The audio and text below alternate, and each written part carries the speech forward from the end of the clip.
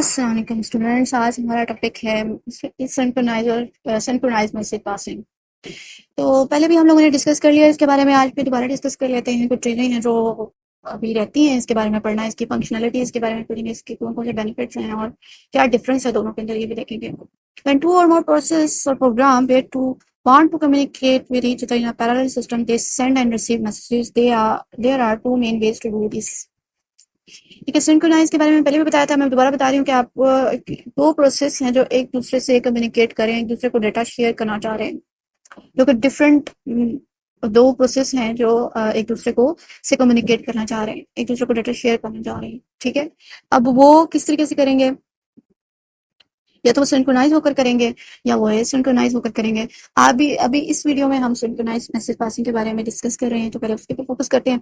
Synchronise communication के अंदर sender और रिसीवर जो है, सेंडर मस्ट वेट रिसीवर। ठीक है, यानी सेंडर और रिसीवर के दरमियान एक कम्युनिकेशन होना बहुत जरूरी है। सेंडर तब तक आगे नहीं बढ़ सकता जब तक रिसीवर उसको रिसीव नहीं कर लेता। ठीक है, the communication is not complete the message has received the receiver. ठीक है, जब तक रिसीव नहीं हो जाता तब तक उसे वेट करना पड़ेगा, और रिसीवर एक एक्नॉलेज मैसेज देगा सेंडर को कि भाई मुझे ये जो आपने मैसेज दिया था वो मुझे रिसीव हो चुका है। Like a phone call, you can't hang up until the other person pick up and hear what you say. ठीक है, जैसे आप कॉल करते हैं, किसी से बात करते हैं, तो उस टाइम पे जब तक दूसरा बंदा उस बात को कंप्लीट नहीं कर लेता, सुन नहीं लेता, तब तक आप मूव ऑन नहीं कर सकते। ये सिंक्रोनाइज है। सिंक्रोनाइज के एक एग्जांपल देखते हैं। तो एग्जांपल आ रही है आपके पास, एमपीआई इन सी लैंग्वेज में उसको लिखा गया है, centre process MPI S send. S send का क्या मतलब है कि आपका एस सेंड एक सिंक्रोनाइज सेंड को रिप्रेजेंट कर रहा है। ये बता रहा है कि ये एक ब्लॉक है जो रिसीवर ने रिसीव करना है। ठीक है, उसमें डाटा है, एमपीआई इंटीजर्स हैं, उनका कम्युनिकेशन वर्ल्ड एमपीआई, ये एमपीआई की कुछ चीजें हैं जो उसमें मौजूद हैं, और डेटा जिसके अंदर प्रोसेस मौजूद है। रिसीवर के साथ आएगी तो उसमें रिसीवर ब्लॉक एक करके एमपीआई आर ई सी रिसीव बी के नाम से है, कि वो आप एक एक्नॉलेजमेंट भेज रहा है कि मुझे ये रिसीव हो चुका है। तो उसके लिए हम एक फंक्शन यूज करते हैं एमपीआई रिसीव बी के नाम से, जिसमें डाटा होता है और उसके साथ जो एमपीआई बिट्स होती हैं वो होती हैं कम्युनिकेशन वर्ड, और साथ में एक स्टेटस होता है। स्टेटस क्या है, एक्नॉलेजमेंट होती है जो भेजी जाती है दूसरे पर्सन को कि भाई ये मुझे रिसीव हो चुका है। ठीक है,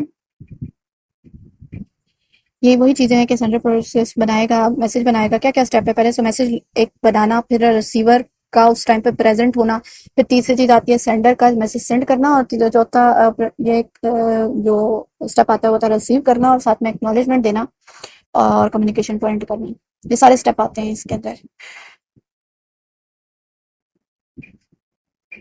की फीचर्स क्या क्या हैं, की फीचर्स ये हैं कि आप ब्लॉकिंग, सबसे पहले ब्लॉकिंग का है। ब्लॉकिंग का क्या मतलब है, सेंडर और रिसीवर पॉज होंगे, मतलब दे आर वेट, जब तक कि आपको रिसीव नहीं हो जाता मैसेज। अनबफर्ड है, अनबफर्ड का मतलब क्या है कि कोई भी टेम्परेरी स्टोरेज नहीं है। अगर हम सिंक्रोनाइज की बात करें तो उसमें बफर्ड होती है, उसमें अनबफर्ड है, मतलब आपका डाटा कहीं पे सेव नहीं हो रहा, वो डायरेक्ट जा रहा है। सिंक्रोनाइज की बात करें तो दोनों का एक दूसरे पास सिंक्रोनाइज होना बहुत जरूरी है। टाइम डिले नहीं हो सकता, अलाउ ही नहीं है, क्योंकि एक दोनों एक साथ मौजूद होंगे तो डिले तो आएगा ही नहीं। डिले तब आता है जब आप मैसेज फॉरवर्ड कर देते हैं और दूसरा बंदा कि मतलब वो जिस टाइम मर्जी देखे, वो उसके ऊपर डिपेंड है।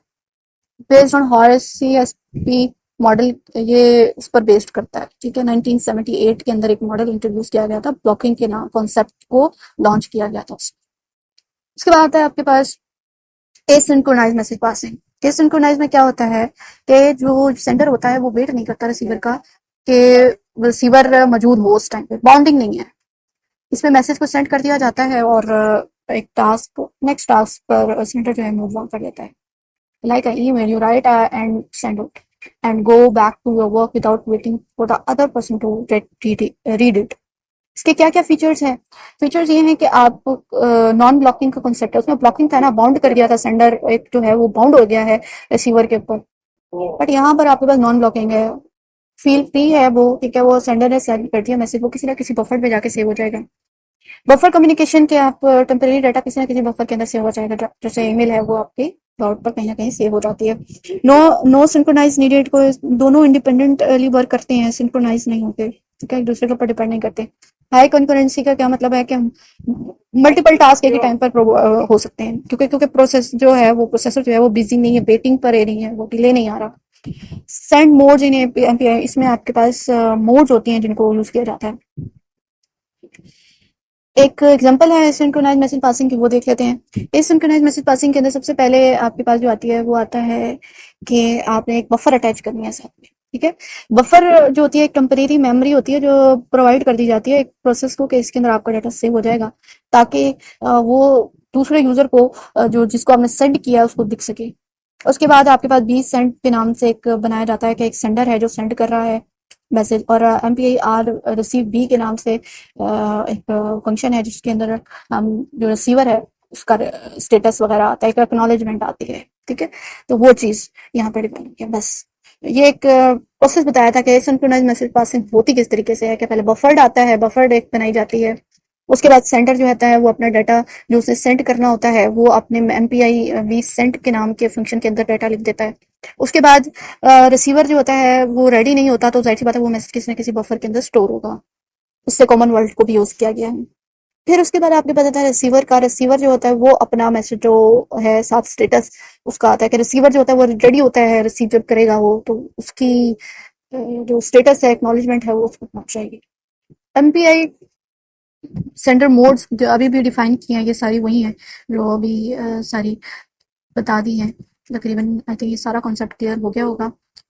एमपीआई सी बी जो है वो जब तक वेट करेगा जब तक ये मैसेज आपका वो अराइव नहीं हो जाता। ठीक है, तो ब्लॉकिंग जो है और नॉन ब्लॉकिंग का ये डिफरेंस एक बताया है कि दोनों में क्या डिफरेंस है। तो बिल्कुल इसी तरह से जैसे आप एक लेटर जो है मेल बॉक्स के अंदर डालते हैं और you go to do your work, आप अपने अपने किस दूसरे काम में करने के लिए चले जाते हैं।